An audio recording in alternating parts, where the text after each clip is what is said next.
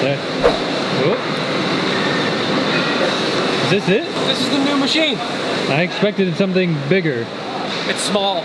Tiny. A lot of the prototyping and design stuff, it's really tough to get time on the big machines. Oh yeah. Because then we're taken away from accessory production and all the other stuff. So little baby CNC? Little baby CNC. Adorable. This is how you make money right here. It is adorable. It is cute. That's nice. You're cute. We've been doing a lot of stuff with the MGT on our lasers, but we think the accuracy of that is really not good enough for what we're trying to do. Yeah, the accuracy, and when lasers cut, the curve is like that. When you cut with a tool, it's like nice and straight. Yeah. When you cut with a laser, it like tapers in, because it like melts more at the top, and then less at the bottom, because it loses power. And the thicker the material, the more that angle gets. So when you're making jigs with it, you need super accuracy, and that angle totally fucks. So we got this. Supposedly it cuts like wood, plastic, composites, anything we're cutting with it. So they assigned me to set it up. Let's see how this goes.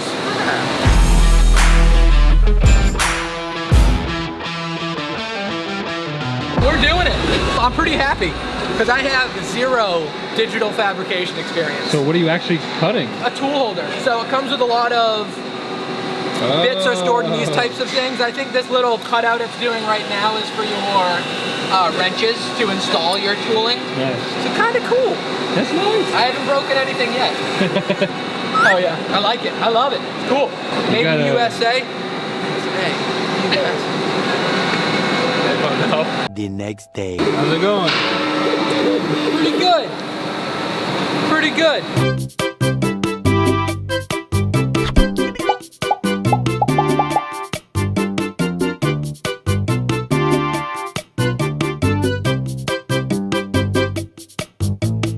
What you working on?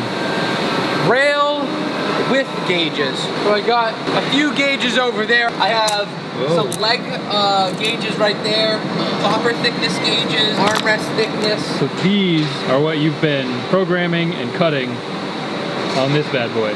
That's exactly what I've been doing, and only what I've been doing. These are the spec sheets that people fill out. All these spec sheets are for MGTs. We don't do this for our accessory production or anything. Legs. This is a table leg right here. Pennsylvania sands this a very specific way. We basically sand the leg just like this. It has the little holes drilled in there. It's got that little packer block drilled in there. They always sand with the packer block top left, rotate 90 that way. They do a pass, then rotate 90, do a pass, rotate 90, do a pass. This won't work properly because this leg's not sanded, but the idea is you have a minimum thickness and a maximum thickness. You try to put on your minimum thickness. If your piece fits in here and has any wiggle, it's too small. Right. So you're already out of spec. The maximum thickness gauge must fit. If your leg goes in this and cannot fit, your leg's too thick. Right. Right now I'm actually working on rails, similar to toppers, similar to legs. Pennsylvania gets this with all the holes drilled in it, and basically they have some wide belt sander operations, and we just need to make sure that this thing stays dimensionally in spec. Right. Right? Yeah. I made like one fusion model for this, so I just did the engraving. I thought you'd have to do that kind of stuff on the laser. I didn't know this could do that. This can do some fine work, for sure. Good. No wiggle. No wiggle. The following Thursday. So this is a brand new accessory that Bennett came up with, and we're gonna try and cut one of these on here. This will be the first wood piece that we're cutting in this machine. You cut that little bamboo tray. Oh, that's true, Adam. That's true. I cute this little cut. It was like a starter program that came with this machine, so you can hold all your bits and stuff. All right, I guess enough talking. Let's cut. Yeah. Push the button. Matt, why don't we come over here? I'm gonna swap with you just because if I need to hit the pause button, I want to be right here. Yeah. Okay. My goddamn mouse isn't working. All right, here we go. That's where we make dust. Whoa. Nope. Uh-oh. I do declare that we can fix this pretty quickly. Oh God, I'm lost. Adam, what's going on here? Whoa, whoa, whoa.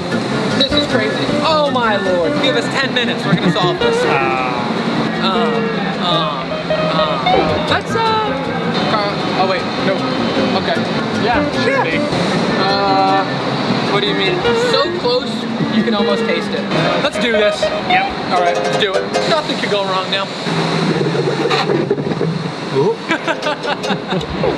I changed these. Ramping degree? Okay, go ahead. So hopefully that will help.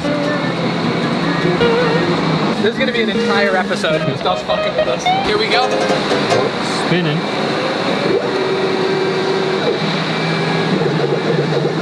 Sorry, Adam. It happens. They get to see the light slowly leave my eyes. Much later. So you changed it to the outer edge first. So this is doing the outer edge, yeah. Adam's program would have been quicker. He just would have come in and done this circle, and then he would have just done this 2D shape right here. After discussing with Adam, all of these tools have very specific RPMs and feed rates and plunge rates, depending on the type of material you're cutting. So it's some distance per inch, and so that was set at 86. For this machine, we're using 40, so it was traveling twice as quickly. Yeah. So that may have been probably the most responsible kind of culprit for that thing getting bogged down. 17 minutes to go. Sounds like a little tiny T-Rex. Hey. Uh-oh. Do I just start again, or? Yeah, try it. Oh, all right. I think this is actually an example of how my method failed. I think your program would have done better in that scenario. I'm not entirely certain. It seems like this piece, as it was moving around, it was getting caught. You can see it's blowing out a little bit. It's getting caught up as it hits that corner and that corner. Adam basically did the whole circle and then had another pass where it just zip, zip, zip. Yeah. Which may be a better strategy. So I'm kind of thinking that I just pause on this guy. I think I stopped the program. Call this a fail. I thought I saved the day. I came up with a new program. Ooh. It wasn't a bad idea. We're learning the limits of what this machine can do. Yep. Uh-oh, the boss is in town. Oh. Let me see that. No, it doesn't have to be done tomorrow. The trays are good. This is gonna be like separate from. Oh, look at that. Why do I have a job? Why does Adam have a job? Johnny. CNC for that's pretty good. Didn't come out great. Pretty good though. Could be worse. Little chatter. You could have broke the machine.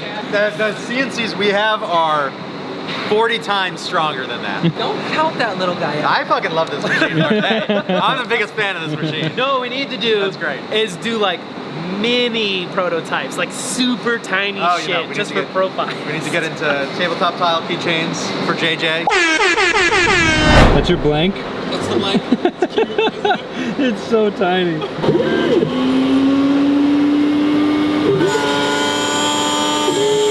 All right, so it just did the final outside profile. It's just drilling the small holes, and then we're gonna do a tool change.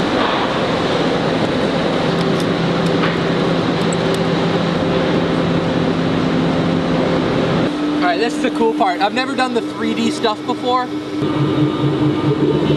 Whoa. It's then gonna do like a nice fine finishing pass right after this.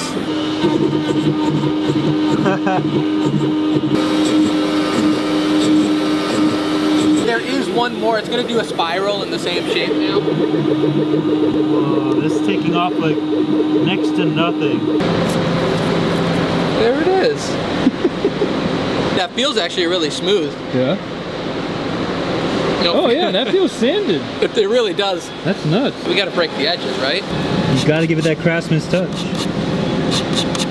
And here's Bennett's second keychain. Right there. This is so dope. I'm getting one of those little like eye hook screw things, like the little jewelry ones, and I'm making that motherfucker like sit on my goddamn keys. I don't give a shit. I don't give a fuck.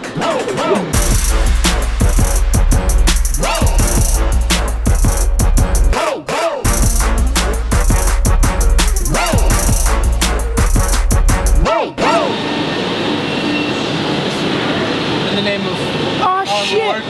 I made a bunch of these by hand like forever ago. This is adorable. Isn't it? It's gonna be a keychain or what? Keychain, just drill a hole through it.